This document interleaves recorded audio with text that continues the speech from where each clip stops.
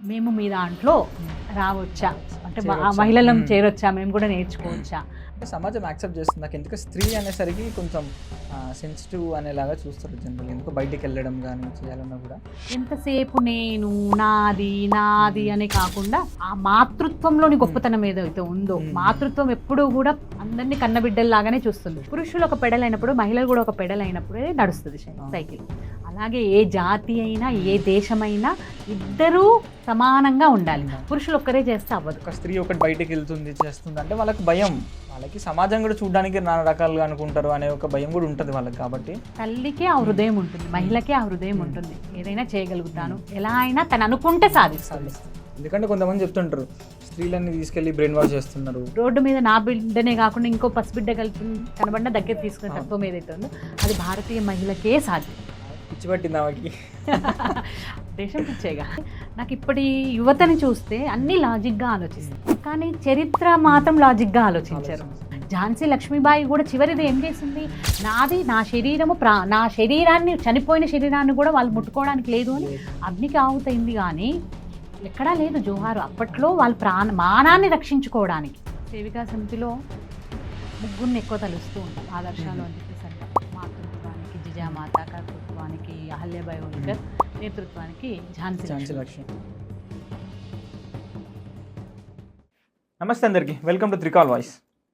So మనందరికీ తెలుసు ఇప్పటివరకు నిర్విరామంగా 33 పాడ్కాస్ట్లు మనం చేసాము. అండ్ మొదటిసారి చాలామందికి రాష్ట్రీయ స్వయం సేవక్ సంఘ్ ఆర్ఎస్ఎస్ అంటే తెలుసు, కానీ రాష్ట్రీయ సేవికా సమితి అని లేడీస్ వింగ్ ఉంటుంది, ఉమెన్ విభాగం. సో దాని గురించి చాలామందికి తెలియదు అనమాట. అంటే స్త్రీలకు అంటూ ఒక ఆర్ఎస్ఎస్లో ఒక పాత్ర ఉంది అని కూడా తెలియదు. చాలామంది అంటుంటారు కదా, స్త్రీలను ఎందుకు మీరు ఆర్ఎస్ఎస్లో రానివ్వరు అని ఇంకా రకరకాలుగా మాట్లాడుతుంటారు కదా. స్త్రీ శక్తి కోసం మీరు ఏం చేస్తున్నారు, ప్రతిసారి పురుషులే కనిపిస్తుంటారు అని చెప్పేసి ఇలాంటి చాలా రకాల విషయాలని కూడా అంటుంటారు. కాబట్టి అండ్ ఇంకా సమాజానికి కూడా ఈ సేవిక సమితి అంటే తెలియాలి, వాళ్ళు చేసే పనులు తెలియాలి, కార్యక్రమాలు. వాళ్ళు ఈ హిందూ సమాజాన్ని మేల్కొల్పడానికి వాళ్ళు చేసే కార్యక్రమాలన్నీ కూడా బయటికి తీసుకురావాలనే ఉద్దేశంతో ఈరోజు మన ముందు వచ్చారు ఉజ్వల్ అక్క. మేము అక్క అని పిలుస్తుంటాము. ఉజ్వల్ అక్క, నమస్తే అక్క. ఎలా ఉన్నారు అక్క?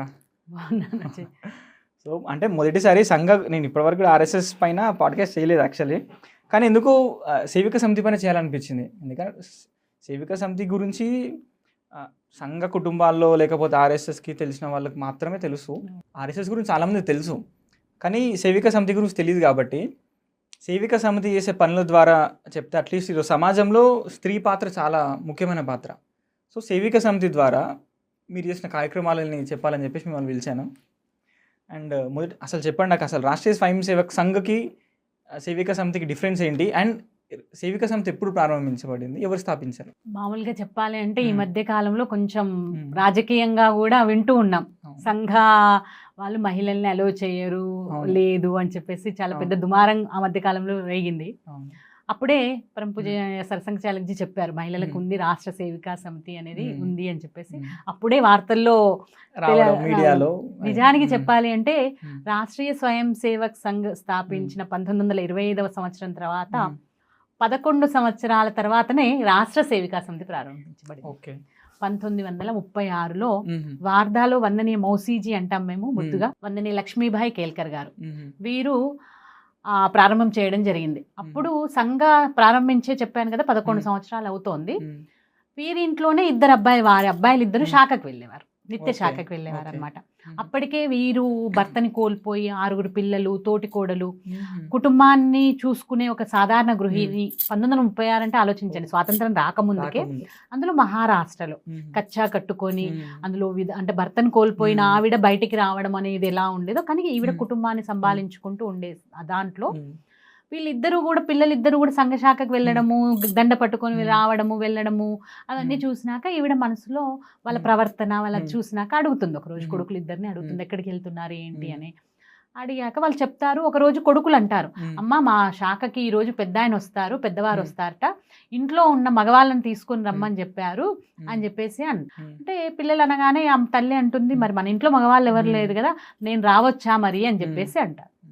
అయితే ఏమో మాకు తెలీదు, మేము వాళ్ళని అడిగేసి చెప్తాము, ఎందుకంటే ఆడవాళ్ళకి ప్రవేశం లేదు కదా, అడిగేసి చెప్తామని చెప్పేసి వాళ్ళు వెళ్ళి సరే రావచ్చు అని చెప్పినాక ఈవిడ వెళ్తుంది వాళ్ళ శాఖకి. వచ్చిన వాళ్ళు డాక్టర్జీ వాళ్ళ శాఖకి వచ్చినాక అప్పుడు ఈవిడ డాక్టర్జీని అడుగుతుంది. ఈవిడకి అప్పుడే ఆవిడ పెరిగిన పరిస్థితులు వీటి వలన చిన్నప్పటి నుంచి కూడా తల్లి దగ్గర పెరగడము, అక్కడ స్వాతంత్ర ఉద్యమ సంబంధించి కేసరి పత్రిక చదవడము, కేసరి పత్రిక ప్రభుత్వ ఉద్యోగులు కొంటే వాళ్ళని జైల్లో వేసే ఆంగ్లేయులు, వీళ్ళన్నీ ఇట్లాంటి పరిస్థితుల్లో కూడా ఈవిడ అప్పుడున్న పరిస్థితులు మహిళలకు ఏదైనా ఉంటే బాగుండు అని చెప్పేసి ఒక ఆలోచన వస్తుంది. అందులో సీత అయితే ఎలా అయితే తనని తాను రావణుడి చెరసాల్లో ఉన్నప్పుడు ఒక గడ్డి పోచ కంటే నువ్వు హీనమైన వాడివని తన ఆత్మ బలం మీద రక్షించుకుందో, స్ఫూర్తితో ఈవిడకి ఏదైనా చెయ్యాలి, ఏదైనా మహిళలకు సంబంధించి ఏదైనా ఉండాలి, తనని తాను రక్షించుకుంటూ తన కుటుంబాన్ని కానీ సమాజాన్ని కానీ అని చెప్పేసి ఒక ఆలోచన వస్తుంది. అదే విషయం డాక్టర్ జీని కలిసినప్పుడు అడుగుతారనమాట. మేము మీ దాంట్లో రావచ్చా అంటే మహిళలను చేరొచ్చా, మేము కూడా నేర్చుకోవచ్చా అని చెప్పేసి. ఎందుకంటే అందులో అప్పటికే దండ నేర్పిస్తూ ఉంటారు, నియుద్ధ అంటే కరాటే ఇవి నేర్పిస్తూ ఉంటారు. కాబట్టి ఆవిడ అనేసరికి ఈ డాక్టర్జీ అంటారు, అమ్మ మేము ఇది పురుషులకు మాత్రమే చేసింది, కావాల్సి వస్తే మీరు ఇంకొక సంస్థ ఏర్పాటు చేయండి, దానికి మా సహాయ సహకారాలు ఉంటాయి అని చెప్పేసి చెప్తారు. అన్నప్పుడు వారి ప్రోద్బలము అంటే సహకారము అనొచ్చు, కానీ వీరి యొక్క ఆలోచన, వందనే మౌసీజీ యొక్క ఆలోచన ఇది మొత్తం కూడా మహిళలకు కావాలి అని, వాళ్ళ సహాయ సహకారాలు ఉంటాయి అని చెప్పేసి డాక్టర్జీ చెప్పారు. అలా ప్రారంభం చేసిందే 1936 విజయదశమి రోజున వార్ధాలో ప్రారంభం చేశారు రాష్ట్ర సేవికా సమితిని. అప్పటి నుండి నిర్విరామంగా 90వ సంవత్సరంలోకి కూడా అడుగు పెట్టబోతుంది ఈ 26కి. కాబట్టి ఇన్ని సంవత్సరాల్లో వారితో పాటు అదే సంవత్సరం అంటే అదే కాలంలో మన బాలగంగాధర తిలక్ గారి మేనకోడలు సరస్వతి తాయి ఆప్టే వందని ఆ తాయిజీ అంటాం, వారు అక్కడ మహిళల కోసం ఒక మహిళల్ని కలపడం, వాళ్ళతో చేయడం ఇలాంటివి చేస్తూ ఉంటారు. ఈ విషయం డాక్టర్జీ సమితి ప్రారంభం చేసిన కొన్ని రోజులకి వారు పోవడం జరుగుతుంది. తర్వాత సరసంఘచాలక్జీ గురూజీ అవుతారు. వారు అందునే మౌసీజీతో చెప్తారనమాట, మీలాంటి ఆలోచనలు ఉన్నవారే పూణేలో ఉన్నారు ఇంకొకరు, వారిని కూడా మీరు కలుపుకొని వెళ్ళండి అని చెప్పేసి చెప్తే వీరు వెతుక్కుంటూ అక్కడికి వెళ్ళి వారిని కూడా కలుపుకొని మహిళల కోసం సంఘటనని దృఢతరం చేశారనమాట. నిజం చెప్పాలంటే నాకు కూడా ఆశ్చర్యం వేస్తూ ఉంటుంది. నేను కూడా చదువుతున్నప్పుడు స్వాతంత్రం రాకముందుకు భర్తని కోల్పోయిన ఒక స్త్రీ మిగతా మహిళల్ని ఏకత్రితం చేయడం ఒకటి, వాళ్ళకి ఈవిడ దండ నేర్పడం ఒకటి, ఆ వయసులో వీళ్ళందరినీ కలపడానికి ఆవిడ 36-37 సంవత్సరాల వయసులో సైకిల్ తొక్కడం, నడిస్తే కాలినడకన నడిస్తే ఎక్కువ సమయం పడుతుంది అని చెప్పేసి సైకిల్ నేర్చుకోవడం, అంటే ఎదుటి వాళ్ళకి చెప్పేప్పుడు నేను కూడా ఆచరించాలి అన్నది ఏదైతే ఉందో నిజంగా ఇప్పటికీ స్ఫూర్తిదాయకమైంది. అలా సమితి ప్రారంభం జరిగింది. అలా ఒకటి వేస్తూ ముందుకు వెళ్ళడం. అంటే ఇప్పుడు రాష్ట్రీయ స్వయం సేవక్ సంఘ్లో నార్మల్ శాఖ అనే ఒక విధానం ఉంటుంది, సేవిక సమితికి కూడా శాఖ అనే విధానం లాంటిది ఏమైనా ఉంటుందా, లేకపోతే వాళ్ళ యొక్క కార్యాచరణ ఎట్లా ఉంటుంది? కార్యపద్ధతి పూర్తిగా సంఘకి ఒకేలాగా ఉంటుంది. అంటే మామూలుగా పోలుస్తూ ఉంటాం కదా, రైలు పట్టాలు రెండు ఒకేలాగా ఉంటాయి అన్నది, అలానే కార్యపద్ధతి ఒకటే, శాఖ కార్యపద్ధతి శాఖనే. అయితే ఇది వారంకి ఒకసారి కావచ్చు, దైనందిన ప్రతిరోజు కావచ్చు. శాఖ అక్కడ పరిస్థితులను బట్టి వాటిని బట్టి ఒక గంట సమయంలో అటు మానసికంగా అటు శారీరకంగా బౌద్ధిక పరంగా 3 రకాలుగా వాళ్ళని తన వ్యక్తిత్వాన్ని నిర్మాణం చేసుకోవడం, తన గురించే కాకుండా తనని తాను రక్షించుకోవడమే కాకుండా తన గురించే ఆలోచించడం కాకుండా సమాజము, తన జాతి వీటి గురించి కూడా ఆలోచించే పరిస్థితులు అక్కడ ఉదాహరణలు చెప్పడం, కథల రూపంలో, శ్లోకాల రూపంలో, ఆటల రూపంలో నేర్చుకునే శారీరకంగా ఇవన్నీ నేర్పిస్తూ వాళ్ళని దృఢంగా చేయడం. ఇది సంఘ పద్ధతి ఎలా అవుతుందో అలాంటి నిర్మాణమే ఇక్కడ కూడా ఉంది. దీంట్లో కూడా సంఘలో లాగానే వ్యవస్థ అంటే ప్రచారికలు మామూలుగా సంఘలో అంటూ ఉంటారు, దీంట్లో కూడా సమితిలో కూడా ప్రచారికలు ఉన్నారు. అయితే ఇది సమితిలో కాస్త ఆలస్యంగా అంటే మహిళల్ని పెళ్లి చేసుకోకుండా అంగీకరించే సమాజం రావడానికి సమయం పట్టింది. కాబట్టి 1980లో ప్రచారికా సిస్టమ్ అనేది ప్రారంభమైంది. ఇప్పటివరకు భారతదేశం మొత్తం ఒక 45 మంది ప్రచారికలు పూర్తి జీవితాన్ని దేశం కోసమే అంకితం చేసిన వాళ్ళు ఉన్నారు. గ్రేట్, చాలా అద్భుతంగా చెప్పారు. అండ్ ఇంకొక విషయానికి వస్తే, మీరు అంటే స్వాతంత్రం సమయంలోనే మహిళల పాత్ర చాలా తక్కువ.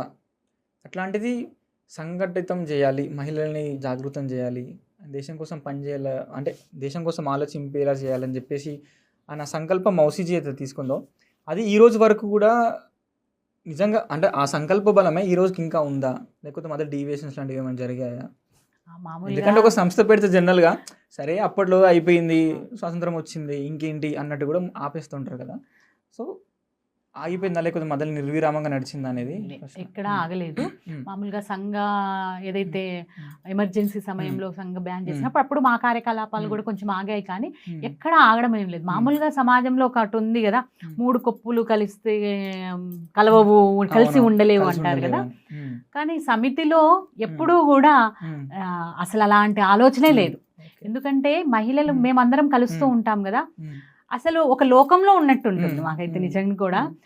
కలిసినప్పుడు కానీ మా ఆలోచన విధానం కానీ ఎంతసేపు నా గురించి చాలా మంది అభిప్రాయాలు కూడా నేను కూడా తీసుకుంటూ ఉన్నప్పుడు వస్తున్నప్పుడు మిగతా వాళ్ళంటే మేము కార్యక్రమాలు చేస్తున్నప్పుడు మిగతా కార్యక్రమాలకు ఒక పెళ్లి కానీ ఇంట్లో ఫంక్షన్స్ కానీ లేకపోతే వేరే మహిళలకు ఆధారిత కార్యక్రమాలు చాలా ఉంటాయి కదా, అందులో కొంచెం పోటీతత్వం ఉంటుంది, కంపారిజన్ అనేది పోల్చుకోవడం అనేది ఉంటుంది కదా. దీంట్లోకి వచ్చినాక బయటలో కానీ మీటింగ్లో చిన్న మీటింగ్లో కానీ లేకపోతే 2 రోజులు 3 రోజులు శిక్షణ కార్యక్రమాల్లో కానీ వచ్చినప్పుడు చాలా మంది ప్రత్యక్షంగా నాతో మాట్లాడింది, అసలు ఇక్కడికి వచ్చినాక నువ్వే చీర కట్టుకున్నావు, నువ్వే నగలు వేసుకున్నావు అన్న ఆలోచన కూడా మాకు రానంతగా మేము ఆలోచిస్తున్నాము. అందులో కుటుంబం అన్నది ఒకటే కాదు, మేము దేశము ఎలా ఉంది, దేశమంతా ఎక్కడ, మహిళలకు ఎక్కడ ఏం జరుగుతుంది, మహిళల వృద్ధి, మహిళల ద్వారా, మహిళల యొక్క ఆలోచనల ద్వారా దేశాన్ని, అంటే మామూలుగా మనం అందరం అంటూ ఉంటాం కదా 50% మహిళలు 50% పురుషులు ఉన్నారు అని అనుకున్నప్పుడు బండి చక్రము సరే ఇప్పుడు సింగిల్ చక్రం సైకిల్ కూడా వస్తున్నాయి అనుకోండి, కానీ పెడల్స్ 2 లేనిది నడవదు. ఇప్పుడు పెడల్తోనే పోల్చుకుంటే పురుషులు ఒక పెడల్ అయినప్పుడు మహిళలు కూడా ఒక పెడల్ అయినప్పుడు నడుస్తుంది సైకిల్. అలాగే ఏ జాతి అయినా ఏ దేశమైనా ఇద్దరూ సమానంగా ఉండాలి. పురుషులు ఒక్కరే చేస్తే అవ్వదు. పురుషులు సంపాదించినప్పుడు గృహాన్ని నడిపించాల్సింది మహిళ, అలాగే దేశాన్ని కూడా అంతే కదా. సో ఆ కోణంలో దృష్టికోణంలోనే ఉంటుంది కాబట్టి శాఖలో అదే నేర్పిస్తూ ఉంటాం కాబట్టి ఎక్కడా కూడా ఎలాంటి గొడవలు కానీ లేకపోతే ఇంకోటి కానీ పోల్చుకునే తత్వం కానీ ఎప్పుడూ జరగలేదు. పూర్తిగా కంటిన్యూస్గా నడుస్తూనే ఉంది. ఇంకో క్వశ్చన్ వచ్చిందండి అక్క, ఏంటంటే జనరల్గా మహిళలు అనగానే వాళ్ళకి సమయం ఉండదు. ఫస్ట్ థింగ్ ఇంట్లో పని చూసుకోవాలి జనరల్గా, అంటే అప్పటి నుండి కాబట్టి ప్రతి ఒక్కరికి ఇంట్లో కామన్ కొన్ని థింగ్స్ ఉంటాయి. వాళ్ళు పొద్దున్న లేవడం, వాళ్ళ పనులు వాళ్ళు, అంటే ఊడ్చుకోవడాలు, కడగడాలు, మళ్ళీ వంట చేయడాలు, పిల్లలు ఉంటే పిల్లలు చూసుకోవడాలు, ఇవన్నీ ఉంటాయి. ఇందులో మళ్ళీ అయిపోగానే మళ్ళీ వాళ్ళ పనులు మళ్ళీ బట్టలు ఉతకడము, లేకపోతే వాళ్ళ పనులు, లేకపోతే చిన్న ఉద్యోగం వంట చేసుకోవడము, లేకపోతే పేపర్ చదువుతుండడం ఏదో. సో ఈ సమయంలో దేశం గురించి ఆలోచించడము, లేకపోతే శాఖ అనే ఒక విధానంలో వెళ్ళడం అనే ఆలోచన అసలు వాళ్ళకి తట్టదు ఫస్ట్ థింగ్. అట్లాంటి దాన్ని మీరు ఏ విధంగా దీన్ని ముందుకు తీసుకెళ్లారు? ప్రణాళిక ఎట్లా ఉండేది? మామూలుగా దీంట్లో ఉద్యోగస్తులు ఉన్నారు, డాక్టరేట్లు చేసే వాళ్ళు ఉన్నారు, డాక్టర్స్ అంటే నిర్విరామంగా 24 గంటలు బిజీగా ఉండే డాక్టర్స్ ఉన్నారు, అంటే క్షణం తీరిక లేని ఉమ్మడి కుటుంబాల్లో ఉండే వాళ్ళు ఉన్నారు, అలాంటి వాళ్ళు ఉన్నారు. మామూలుగా మనందరికీ తెలుసు పనులున్న చెట్టుకే ఎక్కువ అన్నట్టు, లేదంటే ఒక పని చేసే వాళ్ళ ఆ ఉదాహరణ కూడా కరెక్ట్ కాదేమో, ఒక పని చేసే వాళ్ళకి 10 పనులు చేయగలిగే కెపాసిటీ ఉంటుంది అని అంటారు కదా. మహిళ అష్టభుజ, 8 భుజాలు కలిగి ఉన్న శక్తి సామర్థ్యాన్ని మనం అందరం అంతర్జాతీయ దినోత్సవంలో ఆ ఫోటో వేస్తూ ఉంటాం కదా 8 భుజాలు. కాబట్టి తల్లికే ఆ హృదయం ఉంటుంది, మహిళకే ఆ హృదయం ఉంటుంది, ఏదైనా చేయగలుగుతాను, ఎలా అయినా తను అనుకుంటే సాధిస్తుంది. నేను ఇది చేయాలి, నేను వెళ్ళాలి అని అనుకుంటే చేయగలుగుతుంది, ఎంత బిజీ షెడ్యూల్లో అయినా. అంటే పసికందుని వేసుకొని కూడా పనిచేసే వాళ్ళు చాలా మంది ఉన్నారు. ఝాన్సీ లక్ష్మీబాయి ఉదాహరణ ఒకటి చెప్పుకోవడం కాదు, అలాంటి వాళ్ళని ప్రత్యక్షంగా చూడొచ్చు. అంటే ఆవిడకి ఆ ఆలోచన కనుక మనసులో దిగింది అనుకుంటే ఎవరు ఆపేవాళ్ళు ఉండరు, అడ్డం చేసే వాళ్ళు ఉండరు. కాబట్టి పని ఎక్కడ సమయం దొరుకుతుంది, ఏం దొరుకుతుంది అంటే దీంట్లోకి వచ్చాకనే వ్యక్తిలో మార్పు వస్తుంది, ఒక మహిళలో మార్పు వస్తుంది, ఒక అమ్మాయిలో మార్పు వస్తుంది. తన జీవితాన్ని ఎలా ఒక క్రమక్రమంగా అంటే దాని టైం టేబుల్ ప్రకారంగా చేసుకోవాలి, ఒకదాని తర్వాత ఒకటి చేసుకోవాలి, సమయాన్ని ఎక్కడ వేస్ట్ చేయకూడదు, ఎక్కడ నేను సక్రమంగా ఉపయోగించాలి, ఇవన్నీ ఏవైతే ఉన్నాయో ఆటోమేటిక్గా ట్రైనింగ్లోనే వచ్చేస్తుంది అది. దాన్నే జీవితంలో ఆచరణ యోగ్యంగా చూపెడతారు అది. అప్పుడు సమయం ఆటోమేటిక్గా దొరుకుతుంది. అంటే సమాజం యాక్సెప్ట్ చేస్తుంది. నాకు ఎందుకు స్త్రీ అనేసరికి కొంచెం సెన్సిటివ్ అనేలాగా చూస్తారు జనరల్గా. ఎందుకు బయటికి వెళ్ళడం కానీ చేయాలన్నా కూడా కొంచెం భయం. ఇంట్లో కుటుంబంలో కానీ సమాజంలో చూసినా కూడా వాళ్ళకి కూడా ఇంటర్నల్గా కూడా భయం వేస్తుంటుంది వాళ్ళకి. సో వాళ్ళు యాక్సెప్ట్ చేస్తున్నారు. సరే ఒక రోజు వారం రోజులు అంటే ఓకే, కానీ నిర్విరామంగా సంవత్సరాల పాటు అట్లీస్ట్ శాఖకి వెళ్ళాలన్నా కూడా రెగ్యులర్గా వెళ్తుండాలి. కాబట్టి అట్లా ఒక స్త్రీ ఒకటి బయటికి వెళ్తుంది చేస్తుంది అంటే వాళ్ళకి భయం. వాళ్ళకి సమాజం కూడా చూడడానికి నానా రకాలుగా అనుకుంటారు అనే ఒక భయం కూడా ఉంటుంది వాళ్ళకి. కాబట్టి నిజంగా సమాజం యాక్సెప్ట్ చేస్తుందా? కుటుంబం వాళ్ళకు ఎస్పెషల్ వాళ్ళ కుటుంబం వాళ్ళు యాక్సెప్ట్ చేస్తున్నారా? చాలా ఉదాహరణలు ఉన్నాయి నిజం చెప్పాలంటే. ఒకటి, ఒక కార్యకర్త రావాలి బయటికి, ఒక మహిళ బయటికి రావాలి అంటే ముందు గృహాన్ని సెట్ చేసుకోవాలి. గృహాన్ని సెట్ చేసుకోవాలంటే గృహంలో ఉన్నవన్నీ ఎక్కడికక్కడ అమర్చేసి మన యొక్క ప్రవర్తన వాళ్ళకి ఉదాహరణగా ఉన్నప్పుడు ఎందుకు పంపించారు? నీ ప్రవర్తన ఇంట్లో అన్ని సరిదిద్దుకున్నాం. నేనే ఉన్నాను, ఒక గృహిణి ఉన్నాను. నేను బయటికి వచ్చే ముందు పిల్లలకు కావాల్సినవి కానీ, నేను చెప్పే కథలు కానీ, నేను చెప్పే పరిస్థితులు కానీ, నేను నేర్చుకునేవి వాళ్ళకి చెప్పడం కానీ, సంస్కారాలు కానీ, ఇవన్నీ నా నుండి ఒక తల్లి నుండి పిల్లలకి వెళ్తున్నప్పుడు, అక్కడికి వెళ్ళి నేను మంచి విషయాలు నేర్చుకుంటున్నప్పుడు పిల్లల యొక్క పిల్లల సన్మార్గంలోకి వెళ్ళడం కానీ, భర్త యొక్క ప్రవర్తన కూడా మారిన కుటుంబాలు ఎన్నో ఉన్నాయి. సమితి పని చేస్తున్నప్పుడు బయటికి వచ్చి సమాజంలోకి వెళ్తున్నప్పుడు సమాజంలో భార్యకున్న గుర్తింపు కావచ్చు, భార్య చేసే పనులను చూసి కూడా మారిన భర్తలుండి భర్తలే దగ్గరుండి తీసుకుపోయిన కుటుంబాలు ఎన్నో ఉన్నాయి. అంటే తను పని చేయడమే కాదు, కుటుంబాన్ని కూడా మార్చే శక్తి మహిళకుంది. సమాజం కోసం వెళ్తుంది అంటే ఇక్కడ ఒక విషయం చెప్తాను అజయ్. మామూలుగా ఉద్యోగం చేస్తుంది, 1,00,000 రూపాయలు జీతం వస్తుంది. బయటికి వారం రోజులు ఎక్కువ బయటికి వెళ్ళే పనే ఉంది, బయట వెళ్ళి క్యాంపు 2 రోజులు 3 రోజులు ఇప్పుడు పంపిస్తారు కదా. అంటే 1,00,000 రూపాయలు వస్తుంది. నీకు 1,00,000 రూపాయలు వస్తుంది కాబట్టి పంపిస్తున్నారు. ఇక్కడ 1,00,000 రూపాయలు రావు, కానీ లక్షల రూపాయలు విలువ చేసే సంస్కారాలని, గృహాన్ని తీర్చిదిద్దుతుంది, పిల్లల్ని తీర్చిదిద్దుతుంది, భర్త ఆలోచనలు మారుస్తుంది, ఆరోగ్యకరమైన వాతావరణాన్ని క్రియేట్ చేస్తుంది, ఇంటిని అలాగే ఉంచుకుంటుంది, బయట సమాజాన్ని ఉంచుకుంటుంది, చుట్టుపక్కల ఫ్రెండ్స్ని స్నేహితుల్ని అలానే ఉంచుకుంటుంది, బంధువులతో అలానే ఉంటున్నప్పుడు, ఆలోచనలే సక్రమంగా ఉంటున్నప్పుడు ఎవరు ఒప్పుకోరు? ఎందుకు ఒప్పుకోరు? ఎక్కడా తన బాధ్యతని విస్మరించలేదు. ఇక్కడ నేను ఇది బయటికి వెళ్ళి పని చేస్తున్నాను, సమాజ కార్యం చేస్తున్నాను కాబట్టి నేను ఇంట్లో పని చేయను అన్నది ఎక్కడ ఇప్పటివరకు ఒక కార్యకర్త లేదు. ఇంట్లో అన్ని బ్యాలెన్స్ చేసుకుంటూనే బయటికి వెళ్తుంది కాబట్టి ఎవరైనా ఒప్పుకుంటారు. సో ఏదైనా ఉదాహరణ ఉంటే చెప్పగలుగుతారా? అట్లా మామూలుగా ఒక కార్యకర్త భర్త కొంచెం డ్రింక్ చేసేవారు. అయితే వాళ్ళ ఇంట్లో సంఘ వాతావరణము పుట్టింట్లో ఉంది, కానీ వీళ్ళు పెట్టిన ఇంట్లో సంఘ వాతావరణం ఏం లేదు. నేను ఆ ఊరికి వెళ్ళిన కొత్తలో అక్క నాకు పరిచయం అయ్యారు. నేను కొత్త ఆ ఊరికి, నేను అక్కడ ఉండడానికి వెళ్ళాను, తను పరిచయం అయ్యారు. పరిచయం అయినప్పుడు ఆ అక్క చెప్పేవారు వాళ్ళ హస్బెండ్ తాగుతారు చేస్తారు అని చెప్పేసి. అన్నాక అయ్యో అనుకునే వాళ్ళం, ఆవిడ ఎలా బయటకు వస్తుంది ఏంటి అని చెప్పేసి అనుకునే వాళ్ళం. మెల్లిగా నేను ఒక్కదాన్నే అయ్యాను, పనిచేసేదాన్ని కాబట్టి తనని నాతో పాటు, తనకు బండి ఉండేది, నా బండి, ఇద్దరం బండి మీద తిరిగే వాళ్ళం ఒకరేమో. అట్లా ఆ అక్క కూడా పనులన్నీ అడ్జస్ట్ చేసేసుకొని వచ్చేది.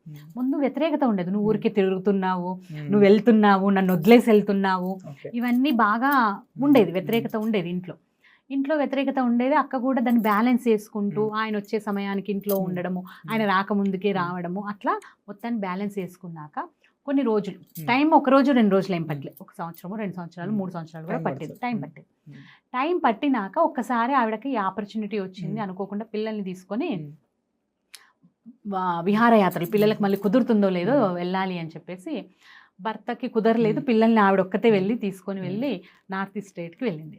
వెళ్ళినప్పుడు అన్నీ తను చేసేసుకుంది, బుక్ చేసుకుంది. నాకు ఒకసారి ఫోన్ చేసి, జులా మన వాళ్ళు ఎవరైనా ఉన్నారా అంటే అక్కడ కార్యకర్తల పేర్లు వాళ్ళు ఇవ్వడం జరిగింది.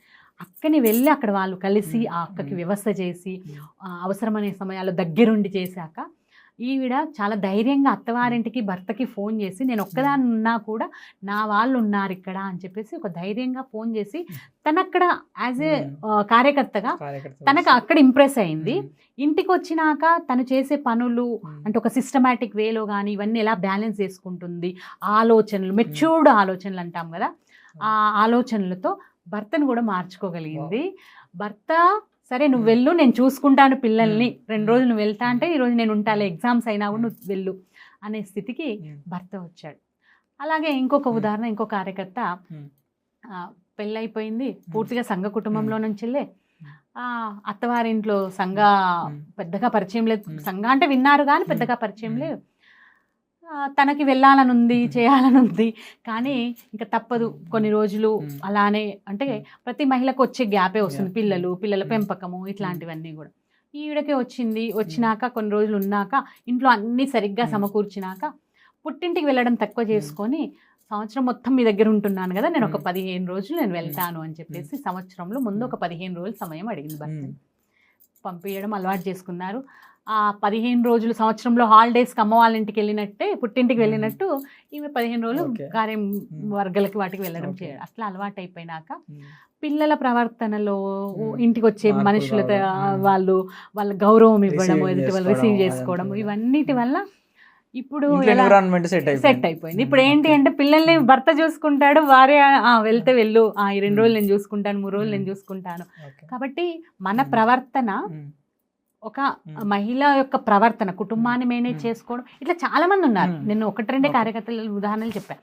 కంబైన్డ్ ఫ్యామిలీస్లో ఉన్న వాళ్ళలో కూడా అత్త మామ లేకపోతే అత్తగారులు చూసుకుంటుంటే, పిల్లలు చూసుకుంటుంటే పర్యటన చేసే మహిళలు కూడా ఉన్నారు. సమాజ కార్యం చేసుకుని 15 రోజులు పూర్తిగా మాకు వర్గాలను ఉంటాయి, ఆ వర్గాల క్యాంప్స్ ఉంటాయి కదా, వాటిల్లో పిల్లల్ని తీసుకొని వచ్చి, చిన్న చిన్న పసిపిల్లల్ని, ఒక అమ్మాయి కర్నూలులో పిచ్చి వేడి ఉంది అక్కడ, పక్కనే ఒక పెద్ద రాయి ఆదోనిలో, అది 1.5 year పాపని తీసుకొని వచ్చింది. వర్గకి పాలు తాగుతున్న పాపని తన శిక్షిక, 100 మంది శిక్షార్థులు ఉన్నారు, అమ్మాయిలు నేర్చుకునే టీచర్ వాళ్ళు వీళ్ళకి నేర్పించే అమ్మాయి, దాన్ని ఎత్తుకొని చంకలో వేసుకొని వాళ్ళకి దండ నేర్పించడం. అంటే అది మనస్సులో దృఢంగా, ఎందుకంటే మేము చెప్పే కథలు కానీ పెరిగే, ఒక జిజామాత అని చెప్తాం, ఒక ఝాన్సీ లక్ష్మీబాయి గురించి చెప్తాం, ఒక అహల్యాబాయి హోల్కర్ గురించి చెప్తాం. కాబట్టి మనం చెప్పే అంశాలు ఏవైతే ఉన్నాయో వాటి ద్వారానే వాళ్ళు తయారవుతారు ఖచ్చితంగా. అందుకే గృహాన్ని బ్యాలెన్స్ చేసుకుంటారు, అత్తామామల్ని బ్యాలెన్స్ చేసుకుంటారు, కుటుంబాన్ని బ్యాలెన్స్ చేస్తారు, బంధువుల్ని బ్యాలెన్స్ చేస్తారు. అలా చాలామంది ఉన్నారు.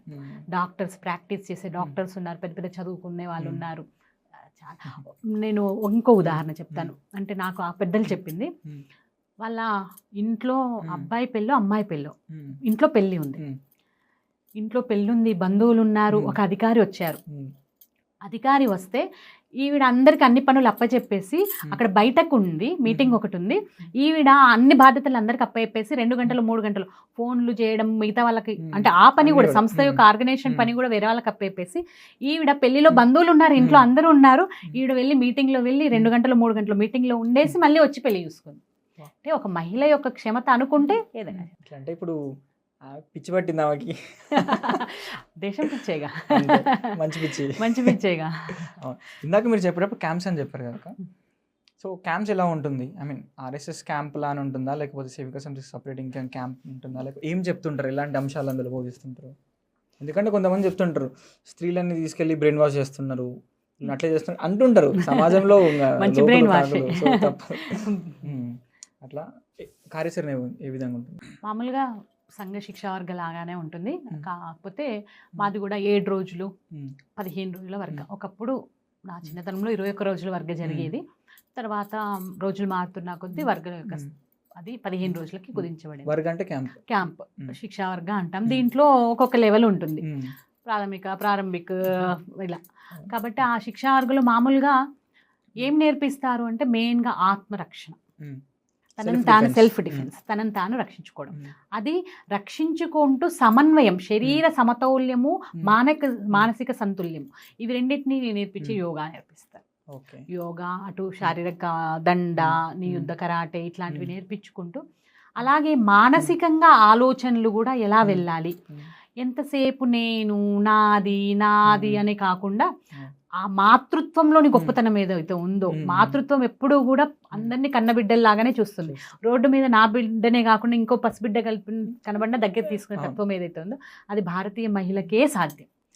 ఆ భారతీయ మహిళ ఈ పరాయి పాలనలో, ఒక 2000 సంవత్సరాల పరాయి పాలన, మొఘళ్ళు కావచ్చు, బ్రిటిషర్స్ కావచ్చు, మర్చిపోయింది యాక్చువల్గా. మర్చిపోయి వేరే వైపు వెళ్తున్న ధోరణిలో మళ్ళీ గుర్తు తెచ్చుకుంటూ నేను ఒక ఉదాహరణ చెప్తూ ఉంటా. మామూలుగా గోదావరి జిల్లాలలో అంటే ఆంధ్రప్రదేశ్లో ఎక్కువ అలవాటు ఏంటి అంటే ఇత్తడి సామాను అట్లన్నీ అటక మీద పెట్టేస్తారు. అటక మీద పెట్టి సంక్రాంతి పండగకి సంవత్సరానికి ఒకసారి 2 సార్లు తీసి మొత్తం అన్ని శుభ్రంగా మిలమిల మెరిసేట్టు కడిగి మళ్ళీ అటక మీద పెట్టేస్తారు. అట్లా మనం కూడా అక్కడ మళ్ళీ అవి తుప్పు పట్టిపోతాయి, మరకలు పడిపోతాయి. అలాగే మన బుద్ధి కూడా అలా కొంచెం బ్రిటిష్ వాళ్ళు చేసిన విద్యా విధానంతో కొంచెం మరకలు పడిపోయినాయి కదా, వాటిని చేసి నీ శక్తి ఇది, నువ్వు అష్టభుజావి, నీకు ఇన్ని రకాల శక్తులు ఉన్నాయి, నిన్ను నువ్వు మర్చిపోయావు అని చెప్పేసి అది చెప్పుతూ నీ దేశ చరిత్ర ఇంత గొప్పది, నువ్వు పుట్టిన ఏదైతే ఉందో అదంతా ఇంత గొప్పది, కాబట్టి ఇలాంటిది నువ్వేం చేయాలో నువ్వు డిసైడ్ చేసుకో. ఇట్లా మానసికంగా, బౌద్ధికంగా, శారీరకంగా ఇవన్నీ కూడా చెప్పుతూ చరిత్రను మళ్ళీ చెప్పుతూ ఏం చేయాలి, మహిళగా మనం ఏంటి, కుటుంబంగా ఎలా, ఇలా ప్రతి ఒక్కటి కూడా అలాంటిది. అంతేగాని బాంబులు పట్టి విసిరేసి అని చెప్పేసి నిన్న మొన్న మనం ఢిల్లీ దాడుల్లో తీవ్రవాదులు తయారు చేసే సంస్థ మాత్రం కాదు. దేశభక్తులకి జన్మనిచ్చే తల్లుల్లాగా తయారు చేసే సంస్థ. సో చాలా అద్భుతంగా చెప్పారక్క. ఎందుకంటే చాలా మందికి రాష్ట్రీయ స్వయం సేవక్ సంఘం తెలుసు, సేవికా సమితి తెలియదు మనం ఇందాక అనుకున్నట్టు. సో సేవికా సమితిలో ఏం నేర్పిస్తారంటే ఏముంటుంది, నార్మల్గా కూర్చోబెట్టి 2 మాటలు మాట్లాడతారేమో, లేకపోతే వాళ్ళకి టైలరింగ్ లాంటిది లేకపోతే ఇట్లాంటివి నేర్పిస్తారేమో అనుకుంటారు బేసికలీ. కానీ మీరు దండ అంటారు, అంటే కర్రసాము ప్లస్ కరాటే నేర్పించడము ప్లస్ మానసికంగా శారీరకంగా చెప్పడం అంటుంటారు. సో బేసికలీ ఇప్పుడు సమాజంలో ఏం నడుస్తుందంటే వాళ్ళకి ఒక రిఫ్రెష్మెంట్ కోసం ఒకటి కావాలి. ఇప్పుడు జిమ్కి వెళ్ళడాలు లేకపోతే ఇంకేదో వెతుకుతా ఉన్నాడు, అంటే వాళ్ళకి దొరకట్లేదు ప్రాపర్గా. ఒక అమ్మాయి ఎటు వెళ్ళాలి, అంటే కొన్ని మంచి విషయాలు నేర్చుకోవాలన్నా లేకపోతే బాడీ వర్కౌట్ చేయాలన్నా కూడా వాళ్ళకి ఫిజికల్గా వెళ్ళడానికి ప్లేసెస్ లేవు. కానీ మీరు చెప్పిన కారణంగా ఇప్పటి నుండి ఎవరైనా వ్యూవర్స్ చూస్తుంటారు కదా, మీ లోకల్లో ఎవరైనా సేవికా సమితి అడిగి తెలుసుకోండి, శాఖకి వెళ్ళొచ్చు, లేకపోతే మీరే స్టార్ట్ చేయండి కొత్త శాఖ. యోగా సెంటర్లు ఉన్నాయి సేవికా సమితి ఆధ్వర్యంలో. నేను ఇక్కడ ఒక ఉదాహరణ చెప్తాను. గుంటూరులో వర్గ జరుగుతోంది 2018లో వర్గ జరుగుతున్న సమయంలో ఒక అమ్మాయి వాళ్ళ అమ్మని ఇలానే బాగా బరువు ఉంది, వెయిట్ తగ్గుతుంది అని చెప్పేసి వర్గకి తీసుకొస్తుంది. అయితే 15 రోజులు రెగ్యులర్గా, తను కూడా రెగ్యులర్గా చేయాలి, దానికి డైట్ ఇవన్నీ ఉంటాయి, అవన్నీ చేస్తేనే సన్నబడతారు. సరే ఆ అమ్మాయి వెయిట్ తగ్గిందో లేదో కానీ ఒక మంచి కార్యకర్తగా తయారైంది. తర్వాత పెళ్లి చేసుకున్నాక ఇక్కడే నేర్చుకున్న విలువలతో తన కుటుంబాన్ని కాపాడుకుంది. అంటే విలువల్ని నేర్పించేది. నీ శరీరము అనేది నీ సొంత, అది నువ్వు డైట్ చేయడము, నువ్వు రెగ్యులర్గా వ్యాయామం చేయడము, ఇవన్నీ చేయడము అది నీ చేతిలో ఉంటుంది. నీ కుటుంబాన్ని కూడా కాపాడుకునే విలువలు, నీ జీవితాన్ని నిలబెట్టే విలువల్ని నేర్పించే సంస్థ. సో అవి మాత్రం ఖచ్చితంగా ఉపయోగపడేవి. ఇప్పటి వరకు కూడా మనం చాలా విషయాలు మాట్లాడిన దాంట్లో తల్లి అనే పేరు బాగా వినిపించింది అక్క, తల్లి పాత్ర, కుటుంబ పాత్ర. సో ఈ రాష్ట్రీయ సేవికా సమితి ద్వారా తల్లి పాత్రని మీరు మళ్ళీ తిరిగి వాళ్ళకి గుర్తు చేసేలాగా మీరు ఏమేమి కార్యక్రమాలు చేశారు, లేకపోతే ఇంకే రకంగా మీరు వాళ్ళు మార్చాలని చెప్పి ప్రయత్నం చేశారు? మామూలుగా సేవికా సమితిలో ముగ్గురిని ఎక్కువ తలుస్తూ ఉంటాం, ఆదర్శాలు అని చెప్పేసి అంటాం. మాతృత్వానికి జిజామాత, కర్తృత్వానికి అహల్యాబాయి హోల్కర్, నేతృత్వానికి ఝాన్సీ లక్ష్మీబాయి. అయితే ఇవన్నీ అప్పటి ఉదాహరణలైనా కొన్ని ఉంటాయి. మామూలుగా అహల్యాబాయి హోల్కర్ శత జయంతి ఉత్సవాలు, 300 సంవత్సరాల ఉత్సవాలని మొన్ననే తీసుకున్నాం. గవర్నమెంట్ కూడా, ప్రభుత్వం కూడా చేసింది. ఇవన్నీ కూడా భారతదేశంలో మహిళ యొక్క స్థానము, ఒక గృహిణి యొక్క స్థానము అనుకోవచ్చు, ఎప్పుడు కూడా తగ్గలేదు. యాక్చువల్గా చెప్పాలి అంటే వేదకాలం నుంచి కూడా స్త్రీకి స్వేచ్ఛ లేదు అని చెప్పేసి అంటూ ఉంటారు కదా. ఇక్కడ ఫెమినిజం లేకపోతే ఉమెన్ ఎంపవర్మెంట్ ఇవన్నీ కూడా భారతీయ మహిళ మగ్గిపోయింది. మొన్న కూడా రీసెంట్గా నన్ను ఎవరో అడిగారు, పుస్తకాల్లో ఇది ఉంది కదా, సతి చేయడం, సతీ సహగమనం తోసేశారు కదా. ఇవన్నీ కూడా నిజానికి ఇవన్నీ ఆలోచిస్తే నాకు ఇప్పటి యువతని చూస్తే అన్ని లాజిక్గా ఆలోచిస్తారు, కానీ చరిత్ర మాత్రం లాజిక్గా ఆలోచించారు. మనల్ని, మన మహిళల్ని తక్కువ చేసుకొని నేను దేనికో చేయాలి అని అనుకుంటారు. కానీ పాశ్చాత్య ధోరణిలో మామూలుగా అధికారం, వాళ్ళతో మగవాళ్ళతో సమానంగా ఉండాలి, ధనం, ఈ 3 ప్లస్ అక్కడ మహిళకి ఎలాంటి రక్షణ ఉండదు. మహిళ ఇంపార్టెంట్ కాదు అక్కడ. అధికారము, తర్వాత సమానత్వము, ఆర్థిక పరంగా ఉండడమే మహిళ యొక్క ఎక్కువ అని అనుకుంటారు, ఎంపవర్మెంట్ అనుకుంటారు. అదే ఫెమినిజం, దానికోసమే ఫెమినిజం అనే ఉద్యమం. అక్కడ స్త్రీని ఒక జీవమున్న ప్రాణిగా చూడనప్పుడే ఆ ఫెమినిజం ఉద్యమం వచ్చినప్పుడు మన దగ్గర తెలుసా 12వ శతాబ్దం తర్వాతనే అక్కడ ఫెమినిజం వచ్చింది. రుద్రమదేవి కత్తి పట్టి రణరంగంలో రాణి ఒక రాజ్యానికి రాణి అబ్బక్క పోర్చుగల్తో యుద్ధం చేసింది. రామ్ ప్యారీ అటు ఉత్తరప్రదేశ్లో తైమూర్ని మరణం అంచుకి చేర్చిన మహిళ, సాధారణ మహిళ, ఇలాంటి ఎంతోమంది ఉన్నారు. హీరా కానీ అని చెప్పేసి, లేకపోతే ఇంకొకరు, అలా ఎంతో చరిత్రను చూసుకుంటే ఇవన్నీ వదిలేసేయండి. అసలు రాముడు వనవాసం వెళ్ళడానికి కారణం ఏంటి? కైకేయికి ఆ వరాలు ఎందుకు వచ్చాయి? యుద్ధం చేసి భర్తని ఆ రణరంగం నుంచి పంపించింది. నరకాసురుని వదక ఎవరు? సత్యభామ. మరి ఇవన్నీ అన్నప్పుడు ఉమెన్కి ఇక్కడ స్త్రీకి లేదు అని చెప్పేసి ఎలా అంటాం మనము? కాబట్టి ఆ ఏదైతే చరిత్ర ఉందో అదంతా కూడా ఒక అదే మనల్ని మనం తక్కువ చేసి చూపెట్టుకోవడానికి, అది చేసుకోవడానికి. ఏదో హనుమంతుడికి ఒక శాపం ఉంది, జాంబవంతుడు గుర్తు చేస్తే తన శక్తిని గుర్తు తెచ్చుకున్నాడు అంటారు కదా. అలా మనకి పరాయి పాలనలో వాళ్ళ విద్యాబుద్ధుల్లో మీకేమీ రాదు అని చెప్పేసి అనుకుంటూ ఎప్పుడు సతి చేశారు మహిళలు? తన యొక్క భర్త చివరి ప్రాణం కంటూ పోరాడి భర్తతో సహకరించి, యుద్ధంలో సహకరించి, మా శరీరము ఆ తుష్చుల చేతిలో పడకూడదు అని చెప్పేసి మేము వాళ్ళ అగ్నికి ఆహుతి చేసుకున్నారు, జోహార్ చేసుకున్నారు. అది జోహార్. దాన్ని ఆ తర్వాత లేదు. దానికి మనం పెద్దగా కథలల్లి పుస్తకాల్లో చేశారు తప్పితే ఆ తర్వాత బ్రిటిష్ కాలంలో లేదు. ఝాన్సీ లక్ష్మీబాయి కూడా చివరిది ఏం చేసింది? నాది నా శరీరము నా శరీరాన్ని, చనిపోయిన శరీరాన్ని కూడా వాళ్ళు ముట్టుకోవడానికి లేదు అని అగ్నికి ఆహుతైంది. కానీ ఎక్కడా లేదు జోహారు. అప్పట్లో వాళ్ళ మానాన్ని రక్షించుకోవడానికి అప్పుడు అది చేశారు, కానీ అది లేదు. అయితే ఈ భారతీయ మహిళ అనేది ఎలా ఉంటుంది? తల్లి పాత్ర ఇదంతా అని అన్నారు కదా. ఈ తల్లి పాత్ర ఎలా ఉంది అంటే, మనము మామూలుగా ఇప్పుడు ఈ మధ్యకాలంలో వింటున్నాం, అమెరికా వాళ్ళు ఈ ప్రయోగం చేశారు, అమెరికా వాళ్ళు ఇది కనుక్కున్నారు, పక్కింటి పుల్లకూర రుచి కదా మనకి, వాళ్ళు కనుక్కున్నారు అంటారు. కానీ ఒక కథ చెప్తాను. మామూలుగా మనకి 2 కాలాలు తెలుసు. మొన్ననే నరసింహ సినిమా చూసాం అందరం. చూసినప్పుడు అందరం కూడా దాంట్లో ప్రహ్లాదుడి జననము ఇవన్నీ చూసాం కదా, అవతార్ నరసింహ. దాంట్లో చూసినప్పుడు మామూలుగా ప్రహ్లాదుడు రాక్షసరాజు కొడుకు హిరణ్యకశ్యపుడు. తల్లి లీలావతి గర్భవతిగా ఉన్నప్పుడు ఇంద్రుడు ఏం చేస్తాడంటే, నా సింహాసనానికి ఎక్కడ ఎసరు వస్తుందో అని చెప్పేసి లీలావతిని ఎత్తుకొని పోతుంటే నారదుడు అది చూసి గమనించేసి, అసలు నీకేమైనా బుద్ధి ఉందా? ఇంద్రపదవిలో ఉన్నావు నువ్వు, దేవతలకు రాజువు, ఒక గర్భవతి అయిన మహిళని ఎత్తుకుపోతావా అని చెప్పేసి అని తనని తీసుకొని, లీలావతిని తీసుకొని తన ఆశ్రమానికి వస్తారు. అందరికీ తెలుసు నారదుడి ఆశ్రమం, నారాయణ నిరంతర నారాయణ స్మరణ. అలాంటి వాతావరణము తన చెవులకి సోకుతూ, తన తల్లి ప్రశాంతంగా ఉండి, బిడ్డ చెవుల్లోకి కూడా, కడుపులో ఉన్న బిడ్డ చెవులోకి కూడా సోకగా జన్మించిన బిడ్డ ప్రహ్లాదుడు. వీరభక్తుడు. మామూలుగానే రాక్షసులకు విరోధి విష్ణువు అయినా కూడా ఆ విష్ణు భక్తుడు అయిపోతాడు. ఇది ఒక ఉదాహరణ. ఇంకొక ఉదాహరణ తీసుకుంటే, మనందరికీ తెలుసు లంకా నగరము స్వర్ణమయమైంది. కుబేరుడిది అది.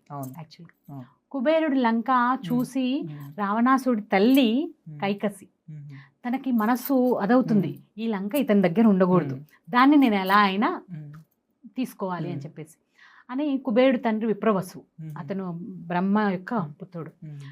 ఇతను ఈ కైకసి ఏమవుతుందంటే అతని దగ్గరికి వెళ్తుంది, వెళ్ళి పెళ్లి చేసుకుంటుంది. పెళ్లి చేసుకొని దగ్గరయ్యి కన్న బిడ్డ రాక్షసుడు రావణాసురుడు. తన తల్లి యొక్క ఆలోచనలు ఎలా ఉన్నాయి? ఆ లంకను లాక్కోవాలి, ఆ లంకను నా సొంతం కావాలి, ఈ లాక్కోవడము, సొంతం చేసుకోవడం, పరాయి వాళ్ళ దాని లక్షణాలతో పుట్టినవాడెవరు? రావణాసురుడు. కాబట్టి అందరిని చెరచడము, లాక్కోవడము, ఎదుటి వాళ్ళ దగ్గర ఉన్న మంచిని కూడా తీసుకోవడం, ఏది కావాలో అది లాక్కోవడం. సో తల్లి యొక్క ఆలోచన ఎలా ఉందో పిల్లలు అలా పుట్టారు. ఇక్కడ ఇంకా 2 ఉదాహరణలు చెప్పాలంటే, ఇది తల్లి యొక్క ఆలోచనలతో పిల్లల మీద ముద్ర పడితే నెక్స్ట్ జనరేషన్ అంటూ ఉంటాం కదా, ఆ ఆలోచనలతోనే సమాజం తయారవుతుంది. మన ఆలోచనలు ఎలా ఉంటాయి, మన ఆలోచనలు, నాకు ఇలాంటి బిడ్డ కావాలి, నేను ఇలాంటి బిడ్డను కంటాను అనుకునే తల్లులు ఇప్పుడు ఎంతమంది ఉన్నారు? పెళ్లి అనేది జీవితంలో ఒక అదైనప్పుడు పిల్లల్ని కనడం కూడా ఒక నార్మల్ థింగ్ అయిపోయింది. అంటే పిల్లల్ని ఎందుకు కంటున్నాము అన్నది కాదు, సమాజంలో పెళ్లి కాగానే పిల్లల్ని కనడం అనేది ఒక నార్మల్ థింగ్ కాబట్టి పిల్లల్ని కంటున్నాం. కానీ మన దగ్గర భారతీయ సంస్కృతిలో అది కాదు. రాముణ్ణి కన్నా కౌసల్య కావచ్చు, కృష్ణుని కన్నా దేవకి కావచ్చు, ఇప్పుడు మనం ఇక్కడి కాలంలో కలియుగంలో తీసుకున్నా కూడా జిజామాత శివాజీని ఎందుకు కన్నది?